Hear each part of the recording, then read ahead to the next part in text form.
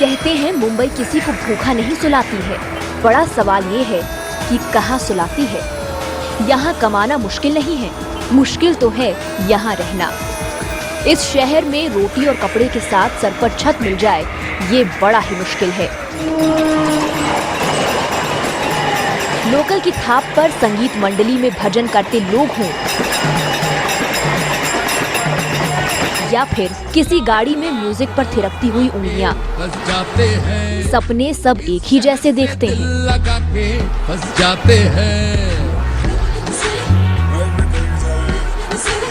सपना अपने घर का, चाहे टॉवर में हो या महाड़ा की बिल्डिंग में, 2 BHK या 1 BHK, जैसा भी हो मगर अपना हो। सवाल ये है कि सपनों को हकीकत में कैसे बदला जाए।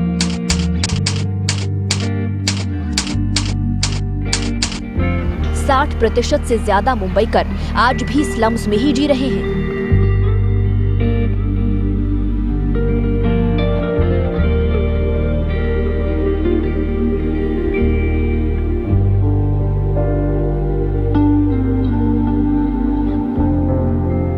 ये जो हमारा घर है, वो जो आप देख रहे हैं, ये तो छोटा सा घर है। हमारी फैमिली बहुत बड़ी है, लेकिन हमारे को आगे भी जगह नहीं है और पीछे भी जगह नहीं है। मैं यहाँ अपना फेरी का धंधा करता हूँ। यहाँ से मैं 40 या 50 साल से यहाँ रहता हूँ। हमारे पिताजी से यहाँ ही रहते हैं। Mumbai city needs a vertical expansion, और इस वर्टिकल एक्सपेंशन के लिए पिछले कुछ सालों में स्टेट गवर्नमेंट, कॉमन मैन और प्राइवेट सेक्टर तीनों एक साथ मिलकर आगे आए और इस पहल को नाम दिया गया SRA स्कीम।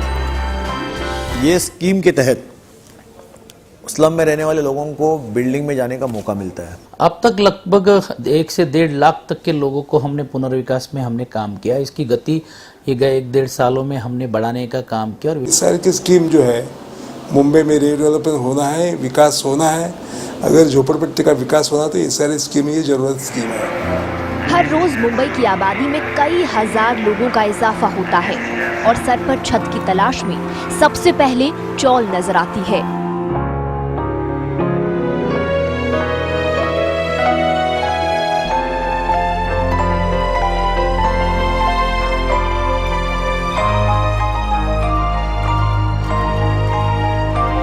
ये समस्या इतना भयानक रूप ले लेगी, इसका अंदाजा विशेषज्ञों ने कई साल पहले ही लगा लिया था।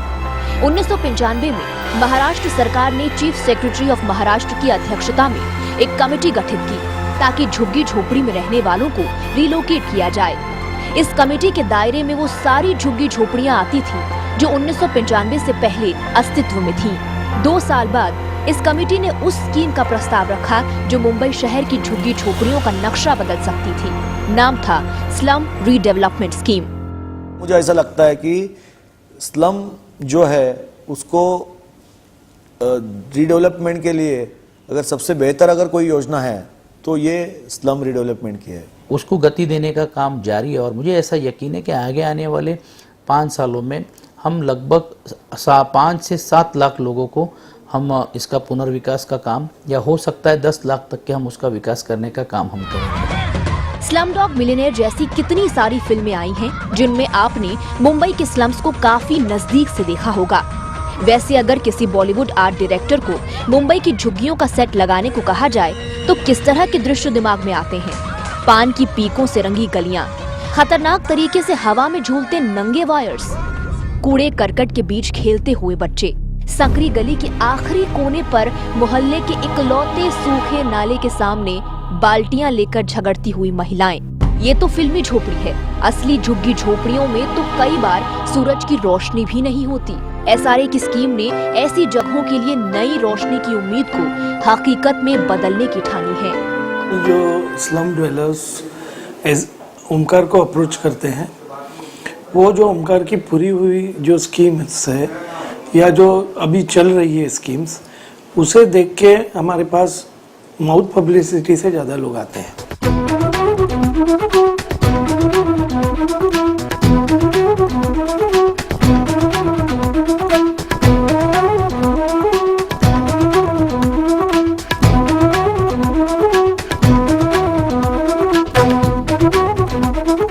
ओमकार बिल्डर ने ऐसा एरिया में हमको काम करके दिया है कि ये काम का हम लोग तो वाहवा करते ही है, लेकिन जो जो हमारे लगे सगे वाले फ्रेंड के यहाँ रोड से भी गुजरते हैं, वो भी पूछते हैं कि ये बिल्डिंग कौन से बिल्डर ने बनाया। तो हम ओमकार बिल्डर का बहुत अभिमान से नाम लेते हैं।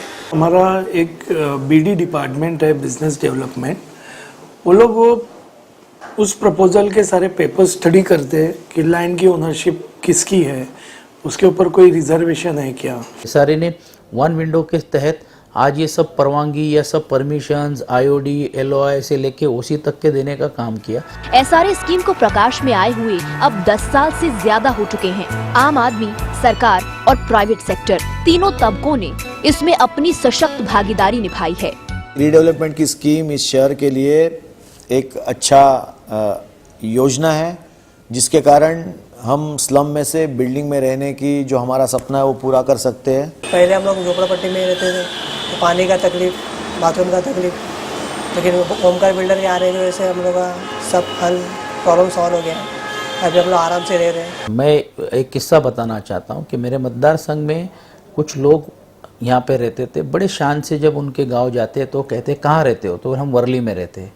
और जब वर्ली में उनका अगर कोई रिश्तेदार अगर आ गया तो वो पूछता है कि भाई कहाँ हो वर्ली में, मैं तो वर्ली में खड़ा हूँ, आपका घर तो कहाँ दिखता नहीं है। तो शर्म के मारे हमारी मुंडी नीचे हो जाती थी कि हम कैसे कहे कि हम वर्ली के गटार पे झोपड़े पे रहते। अच्छे रहन सहन में अगर जाएं और अच्छे फ्लैट में जाएं तो मुझे लगता है सिर्फ आप नहीं, लेकिन आपके आगे आने वाली पीढ़ी, उसके लिए भी हमारी कुछ जवाबदारी है, हमारे भी कुछ दायित्व है। ये साइन जैसे एरिया में उन्होंने बिल्डिंग बना के दिया, यहाँ बड़े लोग ही रह सकते हैं। हमने यह सोसाइटी का नाम ओम शिव साई यहाँ रख दिया है।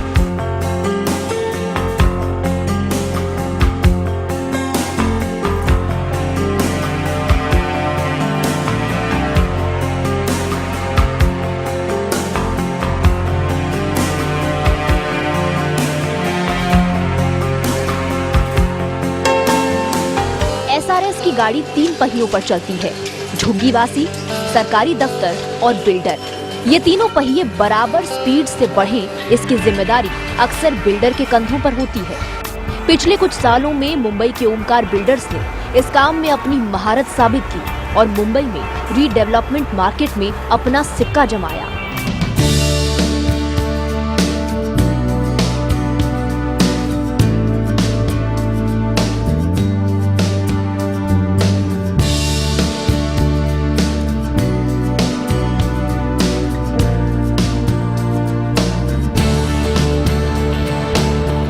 बिल्डिंग में आने के बाद बिल्डर ने इतनी सुविधा करके दी है, हम लोग को पानी की सुविधा और बाथरूम की भी सुविधा है। ओमकार ग्रुप का जो परफॉर्मेंस आज है एसआरए स्कीम्स के अंदर, उसमें लोगों को विश्वास है और जितने भी प्रोजेक्ट्स हमारे चालू है वहाँ पे कहीं भी हमें फंड्स की दिक्कत आती नहीं है। लोगों ने ये देखा है कि हम लोग समय पे बिल्डिंग बना के डिलीवर करते हैं, तो लोगों को वो टाइमली कंप्लीशन बहुत ज़्यादा ज़रूरी होता है। जो अच्छा काम कर रहे हैं और अच्छे घर देने का प्रयास लोगों के लिए कर रहे हैं, वो मुंबई के हित में है। ओमकार बिल्डर का जो काम चला है, मेरे को जिधर जिधर बुलाया, एक बड़ा उसने प्रोजेक्ट किया मेरे मतदार संघ में, अम्बेडकर नगर दादर में, एक अच्छा प्रोजेक्ट किया है।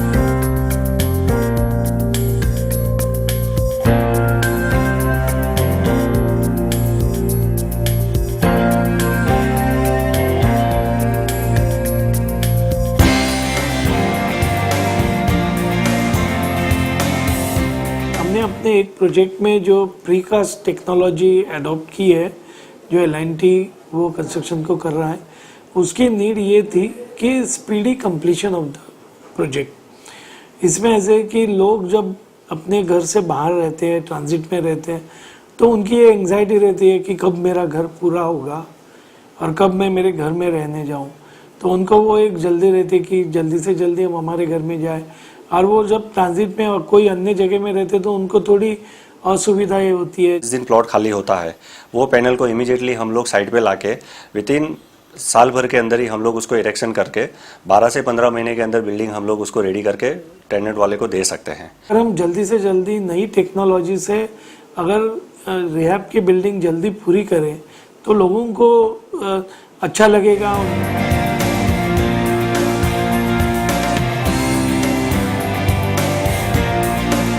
टेनेंट लोग सवाल करते हैं भाई ये अर्थक्वेक प्रूफ है कि नहीं, काफ़ी मेंटेनेंस के इश्यूज होते हैं, तो ये सबको हम कवर करने के लिए हम लोग अभी सभी बिल्डिंग्स हम लोग हमारी एल्यूमिनियम शटरिंग में कर रहे हैं जिसमें लीकेजेस का प्रॉब्लम नहीं होगा। विकास technology basically prefabricated structure, इसमें जो मेंबर्स है, कॉलम, स्लैब, बीम्स, ये सब फैक्ट्री में बनाए जाते हैं और साइड पे ट्रेलर से लाके उसको टावर कैन से इरेक्ट किया जाता है। फिनिशिंग अच्छा है जनरल कंस्ट्रक्शन से, और सर्विसेज के लिए भी अच्छा होता है।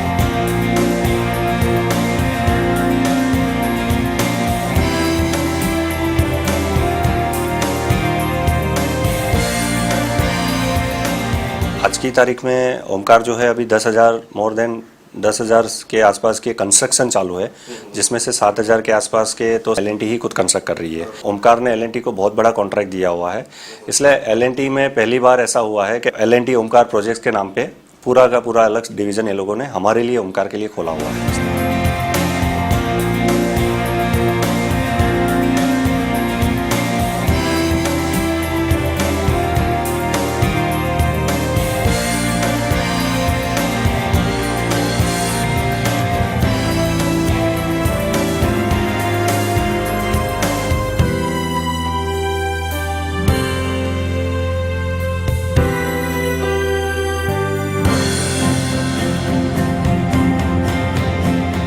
किसी भी एसआरए स्कीम की शुरुआत होती है ट्रस्ट बिल्डिंग एक्सरसाइज के साथ, मतलब झुग्गी वासियों का भरोसा जीतना। ओमकार बिल्डर्स इस प्रोसेस को स्लम क्लियरेंस मॉडल की तरह देखते हैं। जब कोई भी स्लम स्कीम हम लोग हाथ में लेते हैं इम्प्लीमेंट करने के लिए, तो एक तो हम लोग कमेटी के साथ बात करते हैं, उसके बाद में हमारा जो प्रॉपर्टी अफेयर्स का स्टाफ है वो हर स्लम डवेलर के घर पे जाके उससे बात करता है और उससे वो डेटा कलेक्ट करता है। डेटा ये कलेक्ट करता है कि उसका ये स्कीम को सपोर्ट है या विरोध है। अगर विरोध है तो क्यों है, उसके दिल में ये स्कीम के बारे में क्या शक है। सरकार ने देखा एसआरएस का सपना, ओमकार बिल्डर जैसे सोशली रिस्पॉन्सिबल ग्रुप ने कदम आगे बढ़ाए और आज हजारों लोगों का अपने घर का सपना साकार हो गया। पहले का घर हमारा छोटा था, उधर ही हम लोग किचन करते थे, किचन हॉल सब ये एक ही छोटे घर में यूज़ करते थे, और मोरे साहब भी हमारे घर में करके आते थे। तो अभी के घर में ये किचन अलग, बेडरूम अलग, हॉल है, तो इसलिए हमको अच्छा लगा। 2006 में कमेटी बना के मैंने अभी इधर एसआरए में दाखिल किया। उसके बाद अभी काम चालू है। तो कौशिक जी मोरे, ओमकार डेवलपर्स एंड रियल्टर्स, ये हमारा बिल्डर है। अभी जो काम चालू है, जो बिल्डिंग का काम चालू है, वो समाधानकारक है। इस घर में मतलब बाथरूम, किचन सब मतलब एक ही रूम में आता है, लेकिन हम लोग ने अभी देखा मतलब बहुत अच्छा लगा देख के, यानी कि सपने में जो सोचा था वो अब मतलब चालू जीवन में होने वाला है। जो ओमकार ने हम लोग को घर दिया है, बड़ा घर, तो बम्बई में जो हम लोग घर नहीं ले सकते थे, लेकिन वो हमारे जो सपना है वो सपना हम लोग का पूरा हुआ है। झुग्गी वासियों को एसआरएस के जरिए मेन स्ट्रीम में लाना आसान काम नहीं था। इलीगल जो एलिमेंट्स है उसके कारण कोई भी स्लम की स्कीम पूरी होने में किसी तरह की तकलीफ ना आती। इस नियम के अनुसार एसआरए के अधिकारियों ने उस तरह की कार्रवाई अगर वहां पर की तो मुझे लगता है कि इनलीगल जो लोग स्लम में रहते हैं उनके लिए स्कीम पूरी करने के लिए वो किस तरह से दिक्कत न लाए। स्लम्स में जीना मतलब बिजली पानी से लेकर छोटी छोटी चीजों के लिए रोजाना एक बहुत बड़ी लड़ाई लड़नी पड़ती है। फ्लैट में या सोसाइटीज में आने के बाद ये दिक्कतें खुद ब खुद सॉल्व हो जाती हैं, मगर स्लम ड्वेलर्स अक्सर खुद को इस नए वातावरण में एडजस्ट नहीं कर पाते हैं। इसीलिए ओमकार बिल्डर्स की ओर से इन सोसाइटीज में अवेयरनेस सेमिनार्स भी ऑर्गेनाइज किए जाते हैं। स्लम ड्वेलर्स को एजुकेट करना बहुत ज़्यादा ज़रूरी है। सोसाइटी मैनेज करना फ्री में वो सर्विस देनी पड़ती है, तो कोई भी ऑफिस बेयरर्स आगे आते नहीं हैं। तो इतनी बड़ी सोसाइटी को मैनेज करना ये स्लम ड्वेलर्स के लिए बहुत आसान नहीं है। इसलिए हम लोग उनको एजुकेट करते हैं कि सोसाइटी हैंडओवर होने के बाद, वो जो टेनामेंट्स है वो हैंडओवर होने के बाद वो उसको कैसे कंट्रोल करे, लिफ्ट का मेंटेनेंस कैसे करे।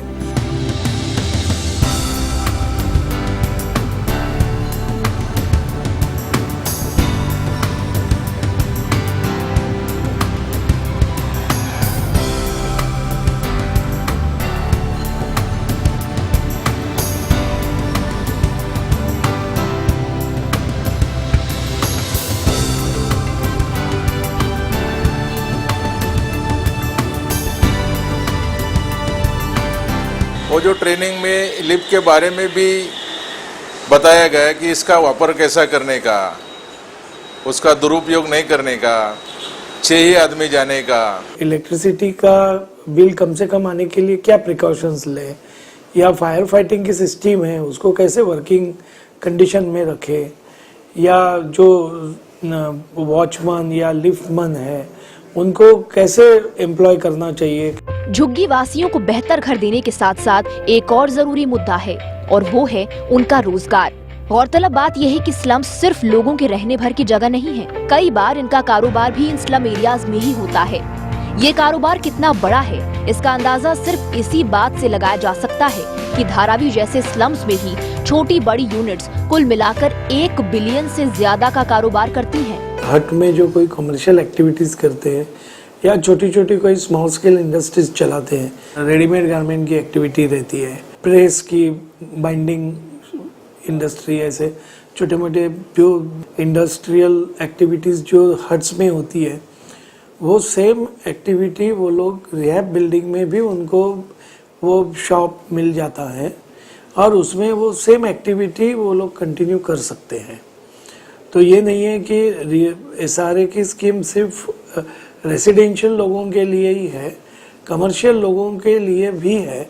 जो कमर्शियल एक्टिविटी आज वो अपनी हट में करता है, सेम एक्टिविटी वो रिहैब बिल्डिंग में भी कंटिन्यू कर सकता है। मुंबई शहर में जहाँ जहाँ पर SRA होती है और वहाँ कमर्शियल काम चलता है, और जहाँ कमर्शियल चलता है उनको कमर्शियल काम के लिए जगह देनी चाहिए, ये SRA का नियम है। और इसके कारण जहाँ कमर्शियल काम हो और अगर नॉन उसकी कमर्शियल के रूप में है, अगर SRA के लिस्ट में या मतदार यादी में, और उसके पास कोई उसके पुरावे हो गए तो उसको देना चाहिए। अभी तक जो मामले देखे गए हैं उनमें पता चला है कि स्लम रिलोकेशन के बाद झुग्गी वासियों की लाइफस्टाइल, खास तौर से उनके हेल्थ और हाइजीन में काफी सुधार आता है। लेकिन जिस तरह हर सिक्के के 2 पहलू होते हैं, हर नोबल टास्क के साथ अक्सर कुछ कंट्रोवर्सीज भी